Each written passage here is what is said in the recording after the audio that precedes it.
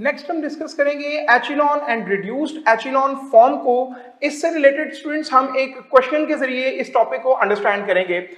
यहाँ पर क्वेश्चन में कहा गया है which of the following matrix is in reduced echelon form.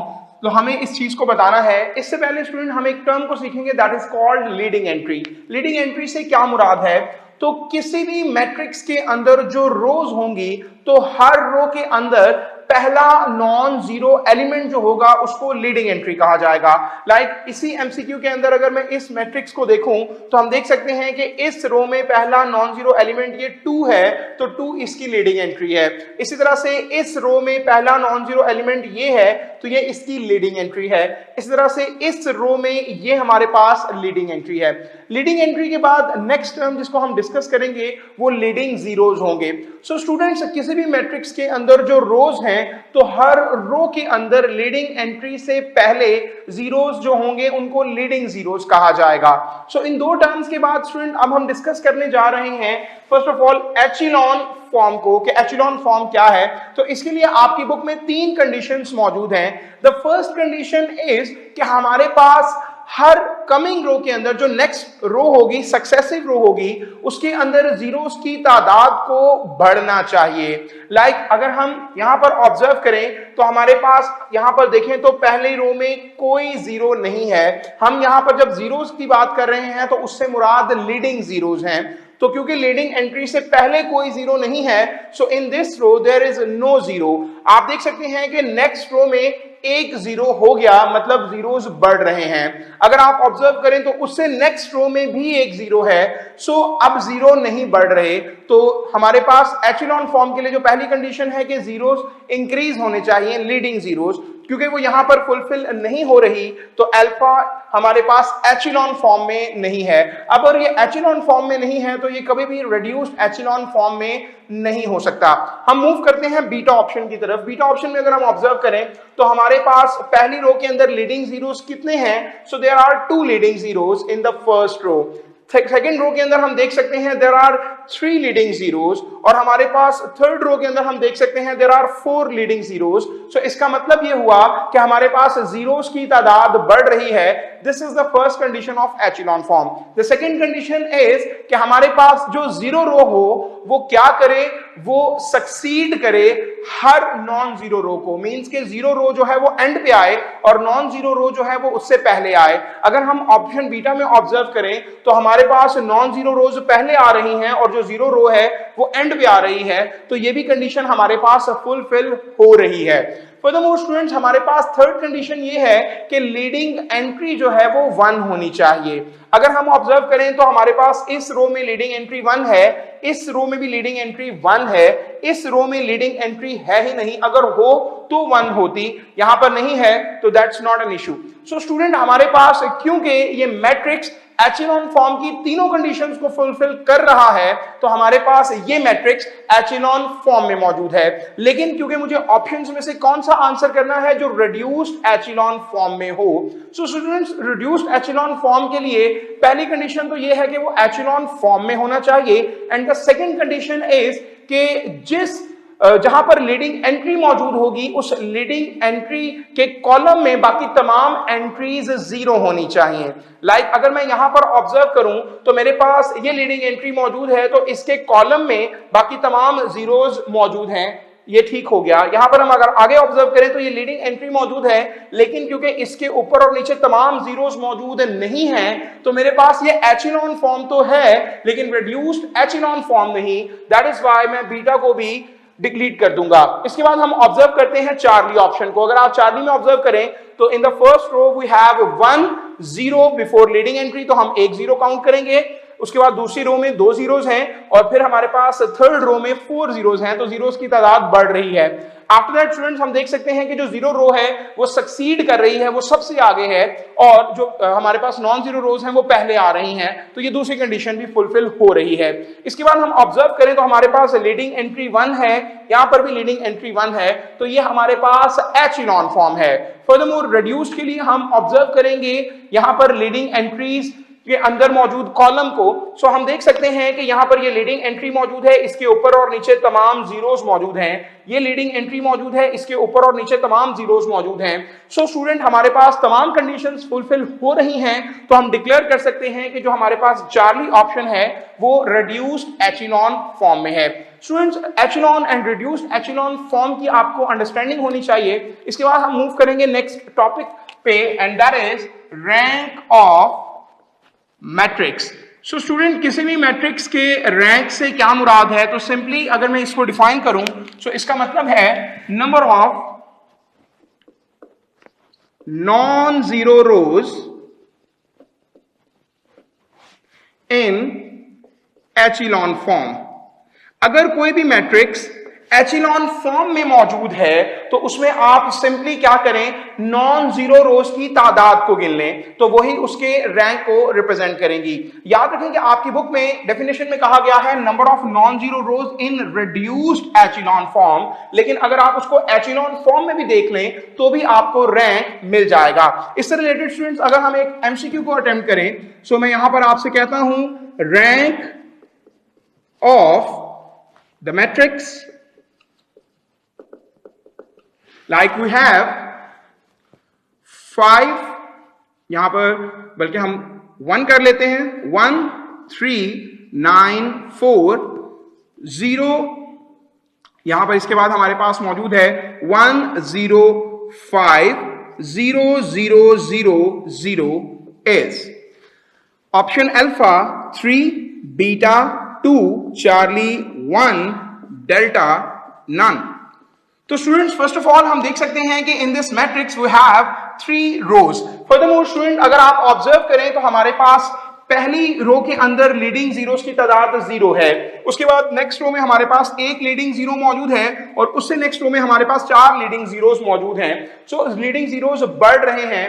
इसके अलावा स्टूडेंट्स हमारे पास यहाँ पर लीडिंग एंट्री जो है वो 1 है और यहाँ पर जो 0 रो है वो एंड पर आ रही है, तो हमारे पास ये मैट्रिक्स ऑलरेडी एचिलॉन फॉर्म में मौजूद है।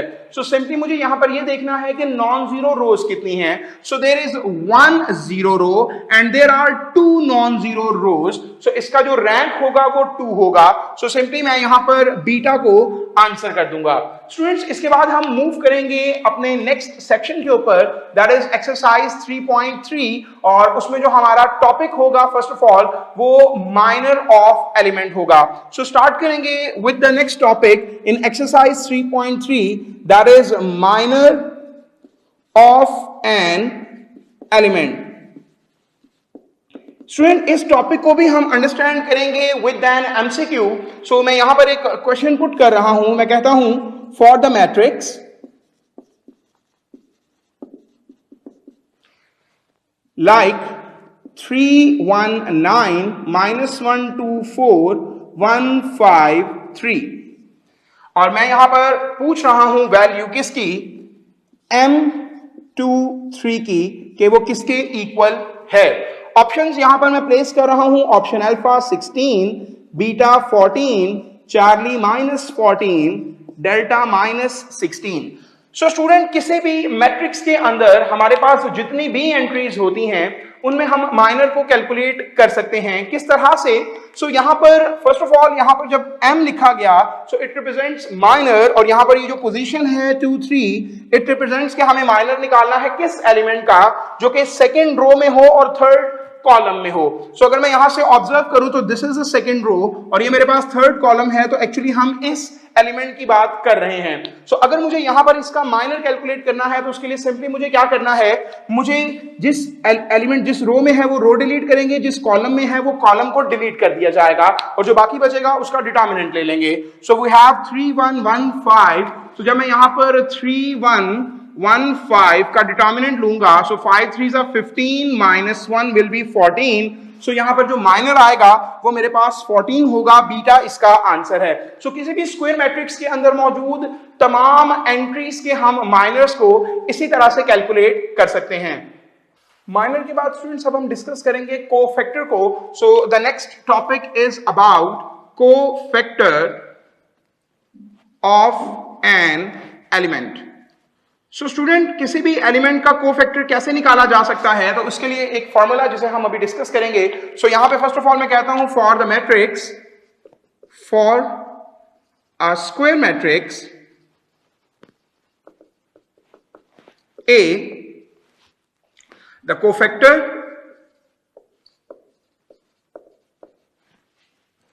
of an element Aij is, so students जो कोफैक्टर होगा, फर्स्ट ऑफ ऑल हमें ये देखना है कि उस मैट्रिक्स का नाम क्या है। तो जैसा कि मैंने कहा यहाँ पे मैट्रिक्स का नाम कैपिटल ए है, तो कैपिटल ए लिखा जाएगा, और जब इसके सबस्क्रिप्ट में हम पोजीशन लिखेंगे उस एलिमेंट की, तो ये रिप्रेजेंटेशन होगी हमारे पास कोफैक्टर की।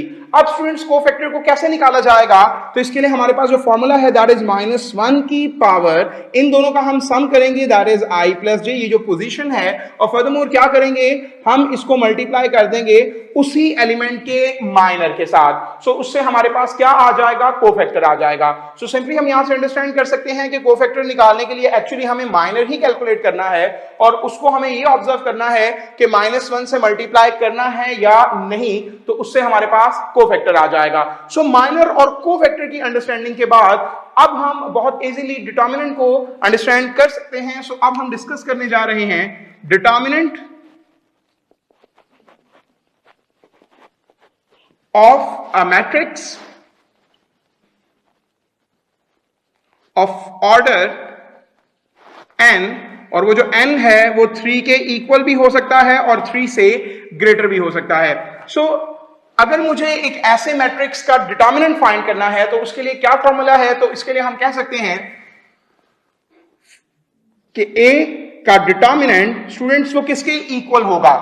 स्टूडेंट्स याद रखिए कि हमारे पास जब भी हमें डिटर्मिनेंट निकालना हो तो हमें चूज करनी होगी कोई एक रो या फिर कोई एक कॉलम। ये हमारी अपनी मर्जी होगी कि हम किसको चूज करते हैं। लाइक फॉर एग्जांपल अगर मैं चूज कर रहा हूं फर्स्ट रो को, तो फर्स्ट रो के जो एलिमेंट्स होंगे वो क्या होंगे, like A11 first row first column, इसके बाद A12 first row second column, इसके बाद हमारे पास A13 first row second third column, plus ये सिलसिला चलता जाएगा first row and nth column. तो ये हमने एलिमेंट लिख लिए फर्स्ट रो के।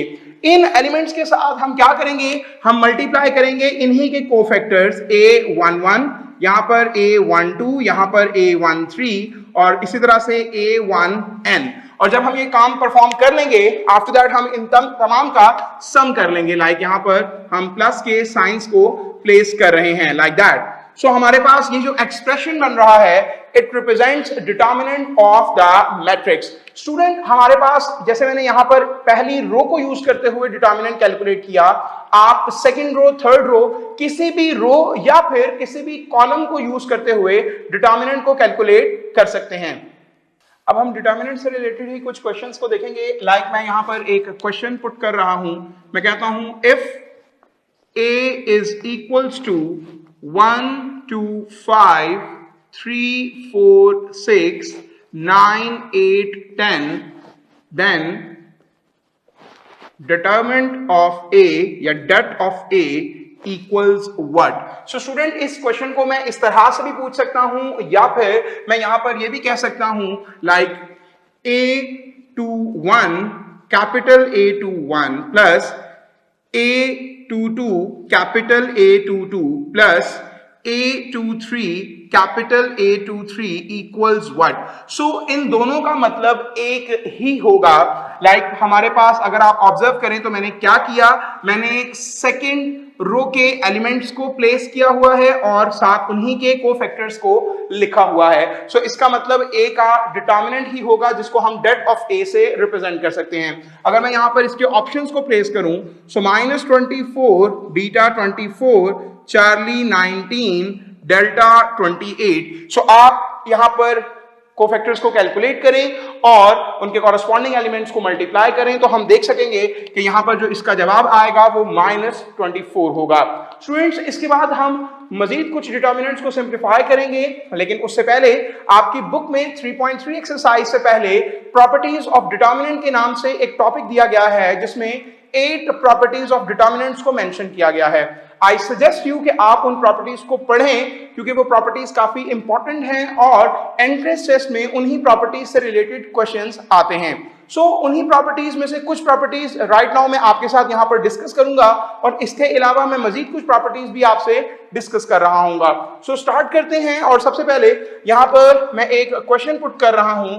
मैं कहता हूं for b is equals to -2 matrix, then आपने मुझे यह बताना है कि b का डिटर्मिनेंट किसके इक्वल होगा। ऑप्शंस आर, ऑप्शन अल्फा ये 0 होगा, बीटा 1, चार्ली 2 एंड डेल्टा -2। तो स्टूडेंट्स सिंपली आप याद रखिएगा कि जब भी आप किसी ऐसे मैट्रिक्स का डिटर्मिनेंट निकालें जिसका ऑर्डर 1 क्रॉस 1 हो, जैसा कि इसमें एक रो और एक ही कॉलम मौजूद है, तो उसका डिटर्मिनेंट क्या होगा, वो अंदर मौजूद एलिमेंट ही होगा। सो जैसा कि इसके अंदर -2 मौजूद है तो इसका जो डिटर्मिनेंट होगा वो -2 के ही इक्वल आ जाएगा। फर्दरमोर स्टूडेंट मैं यहां पर एक और क्वेश्चन प्लेस करने जा रहा हूं। मैं कहता हूं जी if A is a square matrix of order 3 and A determinant is equals to 3, then आपने मुझे बताना है कि 2A determinant किसके इक्वल होगा। Option alpha is it 6, beta 24, Charlie 16 and delta ये हमारे पास 36। सो स्टूडेंट्स इसको कैसे सिंप्लीफाई करेंगे। देयर इज अ चांस कि आप सोच रहे हो कि इसका आंसर 6 है, लेकिन 6 इसका आंसर नहीं है। इसका जो राइट आंसर है वो हमारे पास बीटा है, दैट इज 24। ये किस तरह से, तो ये प्रॉपर्टी आपके पास बुक में ही प्रॉपर्टीज ऑफ डिटर्मिनेंट में मेंशन है। द प्रॉपर्टी इज लाइक, इसको मैं यहां पर भी प्लेस कर रहा हूं, if A is a square matrix of order n, then KA determinant किसके इक्वल होगा। तो स्टूडेंट ये जो कांस्टेंट K है जब ये बाहर आएगा तो ये एज इट इज नहीं आएगा, इसकी कुछ पावर होगी और इसकी पावर क्या होगी, जो कि मैट्रिक्स का ऑर्डर होगा। जैसा कि यहां पर मैट्रिक्स का ऑर्डर n है तो K की पावर n होगी और साथ ही A डिटर्मिनेंट आ जाएगा। सो इस प्रॉपर्टी को फॉलो करते हुए अब अगर मैं इसको सिंप्लीफाई करूं तो यहां पर जैसा कि हमसे पूछा जा रहा है 2A का डिटर्मिनेंट, सो यहां पर 2 बाहर आ जाएगा लेकिन 2 की कुछ पावर होगी जो कि A का ऑर्डर होगा। In the question it is given that कि A का ऑर्डर हमारे पास 3 है तो 2 की पावर 3 हो जाएगी और साथ ही A का डिटर्मिनेंट आ जाएगा। 2 का क्यूब हमारे पास 8 के इक्वल है। A डिटर्मिनेंट हमें क्वेश्चन में गिवन है कि वो 3 के इक्वल है एंड 8 3s are 24। सो इस तरह से बीटा इसका आंसर हो जाएगा। फर्दर क्वेश्चन को देखते हैं। तो यहां पर मैं पूछ रहा हूं आपसे डिटर्मिनेंट ऑफ लाइक यहां पर 2 3 -1 0 4 5 0 0 5 एंड इसका डिटर्मिनेंट किसके इक्वल है। Options are, option alpha 0, beta 20, charlie -20 and delta option is 40। So student अगर मुझे इसका डिटर्मिनेंट कैलकुलेट करना है, अगर आप इस मैट्रिक्स को ऑब्जर्व करें तो ये मेरे पास अपर ट्रायंगुलर मैट्रिक्स है। उसकी रीजन ये है कि यहां पर जो हमारे पास मेन डायगोनल है उसके नीचे मौजूद तमाम एंट्रीज 0 हैं। सो ये अपर ट्रायंगुलर मैट्रिक्स है। So by the property number 8 in your book हमारे पास जब भी कोई मैट्रिक्स अपर ट्रायंगुलर फॉर्म या लोअर ट्रायंगुलर फॉर्म में हो तो डिटर्मिनेंट कैसे निकाला जाएगा। सो सिंपली हम क्या करेंगे, उसके डायगोनल के एंट्रीज को आपस में मल्टीप्लाई कर देंगे। सो यहां पर डायगोनल में हमारे पास 2 4s are 8 and 8 5s are 40 होगा। सो इसका डिटर्मिनेंट हम डायरेक्ट कैलकुलेट कर सकते हैं, that is delta. Furthermore students हम मूव करेंगे नेक्स्ट। हमारे पास हम मजीद कुछ क्वेश्चंस पे बात कर रहे हैं और उनमें से कोई एक क्वेश्चन मैं यहां पर इस तरह से प्लेस कर रहा हूं। The question is 1 3 5 4 8 12 6 8 10 and whole determinant equals what? So options are option alpha -12, beta 12, Charlie 0, delta 1. So students यहाँ पर जब आप इसके डिटर्मिनेंट को सिंप्लीफाई करेंगे तो इसका जो आंसर होगा वो 0 आ जाएगा, लेकिन ये 0 हम डायरेक्ट भी जज कर सकते हैं bye the property. The property is, अगर आप देखें, अगर हम फर्स्ट रो में देखें और इसकी एंट्रीज को देखें तो there is a difference of 2। 1 में 2 ऐड करने से 3 आएगा, 3 में 2 ऐड करने से 5 आएगा। सेकंड रो के अंदर there is a difference of 4। 4 में 4 ऐड करें 8, 8 में 4 ऐड करें 12, यहां पर 2 का डिफरेंस है। 6 में 2 ऐड करें 8, 8 में 2 ऐड करें 10 आएगा। तो हम देख सकते हैं कि यहां पर जो डिफरेंस है, कॉमन डिफरेंस है, वो सेम है। मींस कि हमारे पास जब कॉमन डिफरेंस सेम हो तो हम कहते हैं कि वो अरिथमेटिक प्रोग्रेशन बन रहा है, जो कि आपने चैप्टर नंबर 6 में पढ़ा है। सो जब भी स्टूडेंट्स किसी भी मैट्रिक्स की रोज के अंदर अरिथमेटिक प्रोग्रेशन बन रहा हो तो हमारे पास उस मैट्रिक्स का डिटर्मिनेंट जो है वो 0 के इक्वल होता है। सो यहां पर मैं डायरेक्टली इसका आंसर 0 कर दूंगा, बिकॉज हमारे पास फर्स्ट रो में भी अरिथमेटिक प्रोग्रेशन है, सेकंड रो में भी अरिथमेटिक प्रोग्रेशन है और थर्ड रो में भी अरिथमेटिक प्रोग्रेशन है। Although they are different arithmetic progression, but जो हमारे पास डिटर्मिनेंट होगा वो 0 के इक्वल आएगा। स्टूडेंट्स फर्दरमोर इससे से रिलेटेड एक और मैं क्वेश्चन आपके सामने पुट कर रहा हूं, like the determinant of 1, 2, 4, 8, 16, 32, 64, 128, 256 and it is equals to what? Options में दे रहा हूं, ये इक्वल है 1024 के। बीटा ऑप्शन ये इक्वल है -1024 के। डेल्टा चार्ली ऑप्शन यहां पर हम 0 प्लेस कर लेते हैं और डेल्टा में हम 1 को रख लेते हैं। सो स्टूडेंट इसका डिटर्मिनेंट क्या होगा? तो स्टूडेंट्स इसका डिटर्मिनेंट जो है वो 0 के इक्वल आएगा। Again there is a property, आप जैसा कि अगेन चैप्टर नंबर 6 में ज्योमेट्रिक प्रोग्रेशन पढ़ चुके हैं। ज्योमेट्रिक प्रोग्रेशन में एक पर्टिकुलर नंबर से मल्टीप्लाई करने के बाद हमारे पास नेक्स्ट टर्म्स आ रही होती हैं। आप देख सकते हैं कि हमारे पास from the start to the end 2 से मल्टीप्लाई करके नेक्स्ट एंट्रीज हमें मिल रही हैं। 1 2 2 2 2 4 4 2 8 8 2 16 32 64 128 एंड 256। सो अगर हमारे पास किसी भी मैट्रिक्स के अंदर कंप्लीटली पूरे मैट्रिक्स में एक ही ज्योमेट्रिक प्रोग्रेशन जो है वो चल रहा है तो उस मैट्रिक्स का जो डिटर्मिनेंट होगा वो भी 0 के इक्वल होगा। सो इसी वजह से हम यहां पर डिटर्मिनेंट को 0 डिक्लेयर कर देंगे। स्टूडेंट्स इसके बाद फर्दरमोर हम कुछ मजीद प्रॉपर्टीज की तरफ मूव कर रहे हैं। हम जानते हैं कि मैट्रिसेस में जनरली ए बी और बी ए आपस में बराबर नहीं होते, लेकिन याद रखिएगा कि इन दोनों के डिटर्मिनेंट हमेशा आपस में इक्वल होते हैं। और अगर हम मजीद एलाबोरेट करें तो ए बी का डिटर्मिनेंट या बी ए का डिटर्मिनेंट किसके इक्वल होगा? वो A determinant into B determinant दोनों के अलग अलग डिटर्मिनेंट के इक्वल होगा। स्टूडेंट्स इसी चीज को मद्देनजर रखते हुए मैं एक और क्वेश्चन आपके सामने यहां पर पुट कर रहा हूं, लाइक द क्वेश्चन इज, मैं कहता हूं इफ मेरे पास कोई एक मैट्रिक्स ए है, in this matrix we have 5 4 3 2, then आपने मुझे बताना है ए क्यूब का डिटर्मिनेंट किसके इक्वल होगा। So options are option alpha -6, beta 6, charlie 8, delta -8। So students usually जब भी हमें अगर यहाँ पर हम यूजुअल प्रैक्टिस को देखें तो फर्स्ट ऑफ ऑल मुझे ए क्यूब फाइंड करने के लिए ए स्क्वायर फाइंड करना होगा, जो कि ए को ए से ही मल्टीप्लाई करके आएगा, और आफ्टर दैट ए क्यूब के लिए मुझे ए स्क्वायर को ए से मल्टीप्लाई करना होगा और फिर वो जो ए क्यूब आएगा हम उसका डिटर्मिनेंट कैलकुलेट करेंगे। लेकिन ऑब्वियसली ये एक लेंथी प्रोसेस हो जाएगा, हम इस प्रोसेस को फॉलो नहीं करेंगे। देयर इज अ प्रॉपर्टी हमें क्या कहती है? प्रॉपर्टी ये कहती है कि अगर कोई भी एक मैट्रिक्स ए है और उसकी कोई पावर n, कोई नेचुरल नंबर n है और मुझे a पावर n का डिटर्मिनेंट लेना है, सो बाय द प्रॉपर्टी हम पहले उस a का डिटर्मिनेंट ले सकते हैं और बाद में वो जो पावर n है वो ली जा सकती है, that n belongs to natural number. So मैं इस प्रॉपर्टी को यूज करते हुए यहां पर डिटर्मिनेंट को कैलकुलेट कर सकता हूं। लाइक यहां पे अगर मुझे कहा जा रहा है ए क्यूब का डिटर्मिनेंट, सो उसके लिए मैं क्या करूंगा? पहले मैं ए डिटर्मिनेंट निकालूंगा और फिर उसका क्यूब ले लूंगा। सो अगर हम यहां पर ऑब्जर्व करें, डिटर्मिनेंट निकालें, so 5 2s are 10 -3 4s are 12, so 10 - 12 will be -2 determinant आ जाएगा जिसकी पावर मुझे 3 लेनी है। सो क्लियरली -2 का क्यूब जो है वो -8 के इक्वल होगा। सो इसका जो राइट आंसर होगा वो डेल्टा होगा। इसके अलावा स्टूडेंट्स हम मजीद यहां पर एक प्रॉपर्टी ऐड कर सकते हैं कि अगर मुझसे पूछा जाए कि ए इनवर्स का डिटर्मिनेंट निकालें, सो उसके लिए भी प्रॉपर्टी हमें ये कहती है कि a का डिटर्मिनेंट निकालकर उसका रेसिप्रोकल ले लें तो हमारे पास a इनवर्स का डिटर्मिनेंट आ जाता है।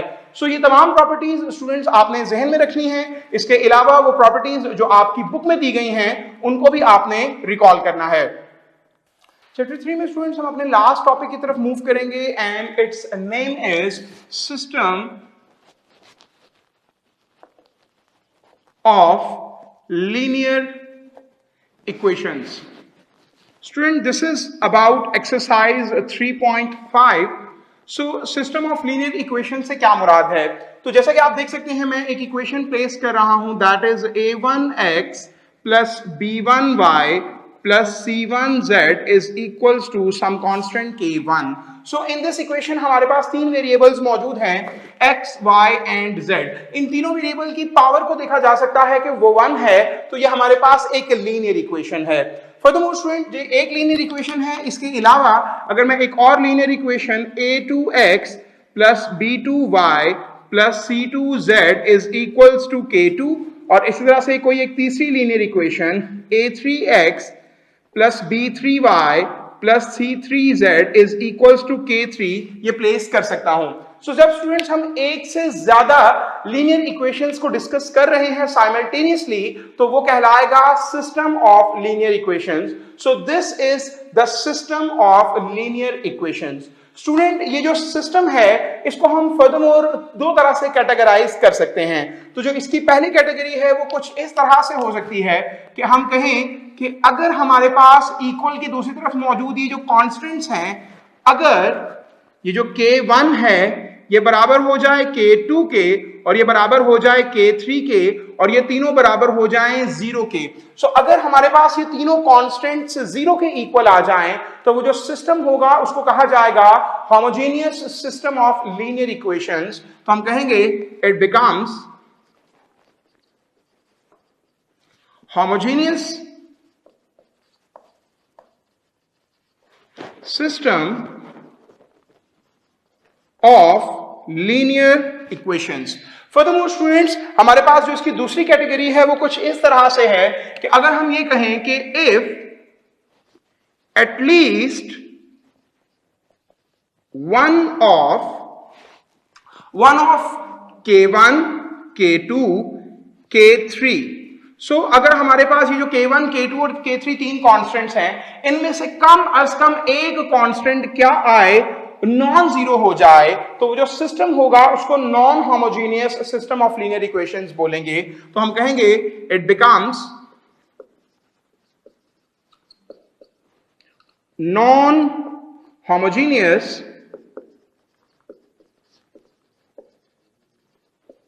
System of linear equations. Furthermore students ये दोनों सिस्टम्स को जब हमने क्लासिफाई कर दिया इसके बाद हम डिस्कस करेंगे इन सिस्टम के सॉल्यूशंस को।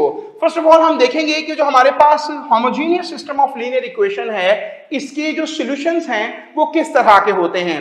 So first of all students अगर हम होमोजेनियस की बात कर रहे हैं तो उस वक्त ये तमाम कांस्टेंट्स जो हैं वो जीरो होंगे। अब अगर मैं x की जगह 0 प्लेस कर दूं, y की जगह 0 प्लेस कर दूं और z की जगह भी 0 प्लेस कर दूं तो हम देख सकते हैं कि ये तीनों इक्वेशंस सेटिस्फाई हो जाएंगी। लेफ्ट हैंड साइड और राइट हैंड साइड इक्वल आ जाएगी। तो x और y z की ये वैल्यूज प्लेस करने से क्योंकि ये सिस्टम सेटिस्फाई हो रहा है तो ये इसका सॉल्यूशन कहलाएगा। इस चीज से कतई नजर कि हमारे पास ये जो कांस्टेंट्स हैं a1, a2, a3, b1, b2, b3 and c1, c2, c3 ये क्या हैं, तो ये सॉल्यूशंस क्योंकि हमें हमेशा ही मिल रहे होंगे तो इन सॉल्यूशंस को ट्रिवियल सॉल्यूशंस कहा जाता है। So it's name is trivial solutions. And the next thing is कि हमें ट्रिवियल सॉल्यूशंस कब मिलते हैं। तो स्टूडेंट्स यहां पर मैं अंडरस्टैंडिंग डेवलप करूंगा एक मैट्रिक्स की that name is coefficient matrix. Coefficient matrix को यूजुअली हम A से रिप्रेजेंट करते हैं।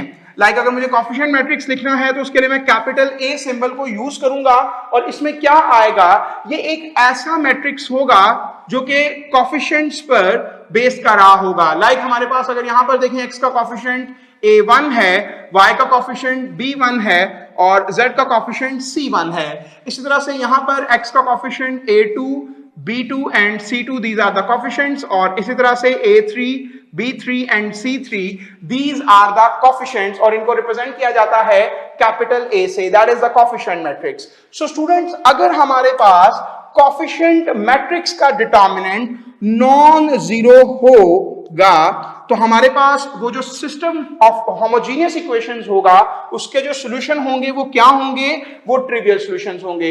या हम इसको ऐसे कह सकते हैं कि जब ट्रिवियल सॉल्यूशन आएगा तो ये उसी वक्त होगा जब ए का डिटर्मिनेंट क्या होगा, नॉन जीरो होगा। तो इस बात को आपको यहां से ये बात याद रखनी है। इसके अलावा स्टूडेंट्स अब हम मूव करेंगे इसके दूसरे फेज के ऊपर। अगर हमारे पास x equals to 0, y equal to 0, z equals to 0 के अलावा भी अगर कोई सॉल्यूशंस आते हैं तो उनको कहेंगे non trivial solutions. So the second case of solution is non trivial solutions. और नॉन ट्रिवियल सॉल्यूशंस कब आएंगे, अगेन जब हमारे पास वो जो कोफिशिएंट मैट्रिक्स है उसका डिटर्मिनेंट 0 के इक्वल आ जाए तो जो सॉल्यूशंस होंगे वो नॉन ट्रिवियल सॉल्यूशंस होंगे। जरूरी ये बात आपने याद रखनी है बेटे कि हमारे पास homogeneous system of linear equations में हमें हमेशा सॉल्यूशंस मिलेंगे। इसके बाद हम मूव करेंगे non homogeneous system of linear equation के ऊपर। Non homogeneous system of linear equations में हमारे पास 3 तरह के सॉल्यूशंस एग्जिस्ट करते हैं।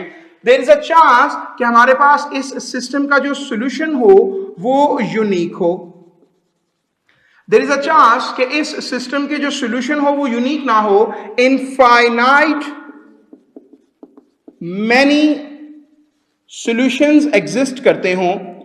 और तीसरा केस ये बन सकता है कि इस सिस्टम का कोई भी सॉल्यूशन एग्जिस्ट ना करे। अब हम ये देखेंगे कि जब किसी भी सिस्टम का यूनिक सॉल्यूशन होगा तो वो सिस्टम कैसे बिहेव करेगा। तो स्टूडेंट्स, अगर किसी सिस्टम का सॉल्यूशन यूनिक होगा तो याद रखिएगा कि उस सिस्टम में कोफिशिएंट मैट्रिक्स का डिटर्मिनेंट नॉन जीरो होगा। अगर हमारे पास नॉन होमोजेनियस सिस्टम में इनफाइनाइट मैनी सॉल्यूशंस आ रहे हैं सो लाजमी तौर पे कोफिशिएंट मैट्रिक्स का डिटर्मिनेंट 0 आएगा। और फर्दरमोर अगर हमारे पास उस सिस्टम का सॉल्यूशन एग्जिस्ट नहीं करता तो भी कोफिशिएंट मैट्रिक्स का जो डिटर्मिनेंट है वो 0 के इक्वल आएगा। Students, non homogeneous system of linear equation को हम फर्दर क्लासिफाई कर सकते हैं as consistent system and inconsistent. हम देख सकते हैं कि इन दिस केस हमें सॉल्यूशन नहीं मिला तो ये हमारे पास इस केस में जो सिस्टम होगा वो क्या होगा, उसको इनकंसिस्टेंट सिस्टम कहा जाएगा। और आप देख सकते हैं कि बाकी केसेस के अंदर हमें सॉल्यूशंस मिल रहे हैं, वो एक यूनिक सॉल्यूशन मिल रहा है या इनफाइनाइट मैनी सॉल्यूशंस मिल रहे हैं। सो हम कह सकते हैं कि इन दिस केस हमारे पास जो सिस्टम होगा वो क्या होगा, वो कंसिस्टेंट होगा। सो फॉर दीज टू हम कह सकते हैं the system is consistent. Furthermore student, यहां पर हमने कोफिशिएंट मैट्रिक्स की अंडरस्टैंडिंग डेवलप की थी। इसके बाद अब हम एक और मैट्रिक्स की अंडरस्टैंडिंग डेवलप करेंगे, that is called augmented matrix. Augmented matrix से क्या मुराद है और इसको कैसे रिप्रेजेंट किया जाता है। सो स्टूडेंट्स, सबसे पहले हम कैपिटल ए प्लेस करेंगे और इसके सबस्क्रिप्ट में हम स्मॉल b को लिखेंगे तो ये रिप्रेजेंटेशन होगी ऑगमेंटेड मैट्रिक्स की। अब ऑगमेंटेड मैट्रिक्स को कैसे लिखा जाता है, तो again there are pair of brackets and furthermore मैं पहले क्या कर रहा हूं, मैं इन कोफिशिएंट्स को प्लेस कर रहा हूं, that is a1 b1 c1, a2 b2 c2 and a3 b3 c3। After that यहां पर हम एक लाइन प्लेस करेंगे और हमारे पास नॉन होमोजेनियस सिस्टम में, क्योंकि हम जानते हैं कि यहां पे कांस्टेंट्स आ रहे होंगे k1 k2 k3 जो कि नॉन जीरो होंगे। सो यहां पर वही k1 को K2 को एंड K3 को प्लेस किया जाएगा। सो अब मेरे पास ये जो मैट्रिक्स बन रहा है ये ऑगमेंटेड मैट्रिक्स है। स्टूडेंट्स फर्दरमोर हमने यहाँ पर जो unique infinite many solutions and no solution को डिस्कस किया, हम इसको एक और पर्सपेक्टिव से भी देख सकते हैं। स्टूडेंट्स अगर मेरे पास सिस्टम में मौजूद मैट्रिक्स कोफिशिएंट मैट्रिक्स A का रैंक बराबर हो ऑगमेंटेड मैट्रिक्स के रैंक के, और ये जो दोनों रैंक्स हैं ये बराबर हों किसके, नंबर ऑफ वेरिएबल्स के। जैसा कि आप देख सकते हैं कि मेरे पास यहां पर कितने वेरिएबल्स मौजूद हैं, x, y एंड z। सो 3 वेरिएबल्स हैं। अगर मेरे पास कोफिशिएंट मैट्रिक्स A का रैंक भी 3 आ जाए, ऑगमेंटेड मैट्रिक्स का रैंक भी 3 आ जाए, इन शॉर्ट ये तीनों चीजें आपस में इक्वल आ जाएं, तो याद रखिएगा उस वक्त जो सिस्टम का सॉल्यूशन होगा वो क्या होगा, वो यूनिक होगा। इसके अलावा स्टूडेंट्स हम दूसरे केस की तरफ डिस्कस करते हैं। अगर हमारे पास A का रैंक बराबर आ जाए ऑगमेंटेड मैट्रिक्स के रैंक के, लेकिन ये जो दोनों रैंक हैं आपस में तो बराबर हों, लेकिन इनकी जो वैल्यू है वो लेस हो किससे, नंबर ऑफ वेरिएबल्स से। सो याद रखिएगा कि इन दैट सिचुएशन हमारे पास जो सॉल्यूशंस होंगे वो क्या होंगे, वो इनफाइनाइट मैनी सॉल्यूशंस एग्जिस्ट करेंगे। और जब हमारे पास स्टूडेंट्स नो सॉल्यूशन होगा तो उस चीज को हम कैसे डिस्क्राइब कर सकते हैं, याद रखिएगा in case of no solution coefficient matrix का रैंक बराबर ही नहीं आएगा ऑगमेंटेड मैट्रिक्स के रैंक के। सो जब ये दोनों रैंक आपस में बराबर ना हो तो हम कहेंगे कि वो जो system of non homogeneous equations है उसमें सॉल्यूशन एग्जिस्ट नहीं करेगा। अब हम इससे रिलेटेड क्वेश्चंस को डिस्कस करते हैं। एक्सरसाइज 3.5 के हवाले से कुछ क्वेश्चंस को डिस्कस करेंगे। सबसे पहले हम यहाँ पर देख सकते हैं, कहा जा रहा है the solution of the system. आपके सामने ये एक non homogeneous system of linear equation मौजूद है जिसका आपसे सॉल्यूशन पूछा जा रहा है।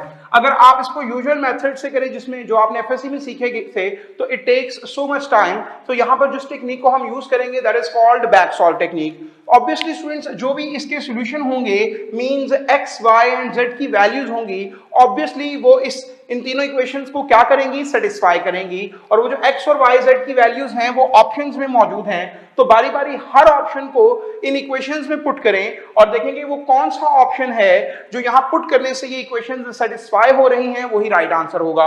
लाइक हम स्टार्ट करें अगर अल्फा ऑप्शन से, तो x की जगह -1, y की जगह 2 और z की जगह 3 को पुट करते हैं। तो यहाँ पे जब मैं -1 पुट करूंगा x की जगह तो ये -2 होगा, y की जगह मुझे 2 पुट करना है तो ये 10 होगा, और ये z की जगह 3 पुट करना है तो 10 - 3 will be 7, 7 माइनस ये 2 होगा तो 7 - 2 करने से 5 आएगा। हम देख सकते हैं राइट हैंड साइड पर भी 5 मौजूद है, तो हमारे पास पहली इक्वेशन सेटिस्फाई हो रही है। इसके बाद दूसरी इक्वेशन को चेक करते हैं, x की जगह -1 प्लेस करें, ये -3 हो जाएगा, y की जगह 2 प्लेस करेंगे, 8 हो जाएगा, -3 + 8 will be +5। फर्दरमोर स्टूडेंट्स यहाँ पर z की जगह हमें प्लेस करना है 3 को, 2 3 6, सो 6 + 5 will be 11। आप देख सकते हैं दूसरी साइड पर भी 11 मौजूद है, सो इसका मतलब है दूसरी इक्वेशन भी सेटिस्फाई हो रही है विद अल्फा ऑप्शन। इसी तरह से मैं थर्ड इक्वेशन को भी चेक करूंगा। सो x की जगह -1 प्लेस करेंगे, -1, y की जगह हम 2 प्लेस करेंगे, 2 2 4, 4 - 1 will be 3। फर्दरमोर स्टूडेंट्स हम z की जगह 3 प्लेस करेंगे तो -2 3 -6, सो 3 और -6 को जब सिंप्लीफाई करेंगे तो -3 आ जाएगा। हम देख सकते हैं राइट हैंड साइड पर भी -3 मौजूद है, तो ये तीनों इक्वेशंस सेटिस्फाई हो रही हैं। कब, जब हमने अल्फा ऑप्शन को पुट किया तो अल्फा ही मेरा राइट आंसर होगा। इसके बाद मूव करते हैं हम अपने दूसरे क्वेश्चन की तरफ। इन दिस क्वेश्चन कहा जा रहा है the reduced echelon form of linear system is given by, हमें वो दी गई है, ये लीनियर सिस्टम है और हम देख सकते हैं उसका हमें ऑगमेंटेड मैट्रिक्स दिया गया है और बता दिया गया है कि ये रिड्यूस्ड एचेलॉन फॉर्म में है। स्टूडेंट्स मुझसे क्या पूछा जा रहा है, मुझसे ये पूछा जा रहा है कि वो जो लीनियर सिस्टम है उसके सॉल्यूशंस किस तरह के हैं, क्या उसका सॉल्यूशन एग्जिस्ट नहीं करता, एक सॉल्यूशन है, दो सॉल्यूशंस हैं या इनफाइनाइट मेनी सॉल्यूशंस हैं। सो अभी हम अगर कुछ देर पहले जिस फ्लो चार्ट को हमने डिस्कस किया, अगर हम उसमें से इंफॉर्मेशन को देखें, सबसे पहले स्टूडेंट्स मैं इस को छुपाकर ये मेरे पास कोफिशिएंट मैट्रिक्स होगा, मैं इसके रैंक को ऑब्जर्व कर सकता हूं। इसमें नॉन जीरो रोज की तादाद 2 है, 1 एंड 2, तो इसका रैंक 2 है। लेकिन अगर मैं इस पूरे मैट्रिक्स को ऑब्जर्व करूं तो ये भी नॉन जीरो रो है, ये भी नॉन जीरो रो है और ये भी मेरे पास नॉन जीरो रो है, तो मेरे पास ऑगमेंटेड मैट्रिक्स का जो रैंक होगा वो 3 होगा।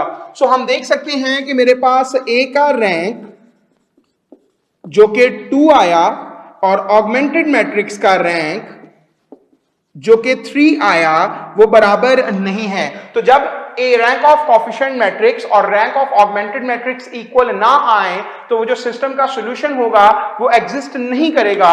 सो यहां पर हम जो आंसर करेंगे वो अल्फा होगा, दैट इज नो सॉल्यूशन। इसके बाद स्टूडेंट्स हम मूव करते हैं नेक्स्ट क्वेश्चन की तरफ। अगर आप ऑब्जर्व करें तो यहां पर एक सिस्टम दिया गया है, this is a non homogeneous system because these are non zero constants.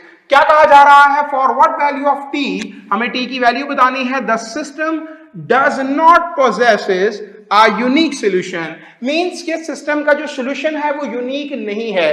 तो फिर बाकी दो केसेस जो बचते हैं वो क्या क्या हैं कि वो जो सिस्टम का सॉल्यूशन है वो नो होगा, कोई सॉल्यूशन नहीं होगा, या फिर इस सिस्टम के इनफाइनाइट मैनी सॉल्यूशंस होंगे। सो इन दोनों ही सूरतों में हमने पढ़ा कि जब इनफाइनाइट मैनी सॉल्यूशंस हो या नो सॉल्यूशन हो तो जो कोफिशिएंट मैट्रिक्स है उसका डिटरमिनेंट जो है वो क्या होता है, 0 होता है। तो मैं इसी इंफॉर्मेशन को यहां पर यूज करूंगा। मेरे पास ये जो कोफिशिएंट मैट्रिक्स बनेगा 1 4 t आएगा, 2 1 minus 2 2 1 minus 2, furthermore 3 2 minus 2 3 2 minus 2, इसका डिटरमिनेंट हम इसको 0 के इक्वल रख लेंगे। यहां से इस डिटरमिनेंट को सिंप्लीफाई करते हैं, मैं इसको एक्सपेंड कर रहा हूं रो 1 से, तो 1 आएगा, यहां पर -2 plus 4 will be 2, after that -4 आ जाएगा, -4 plus 6 will be 2, और इसी तरह से इसके बाद हमारे पास प्लस टी आ जाएगा, 4 minus 3 will be 1, और ये 0 के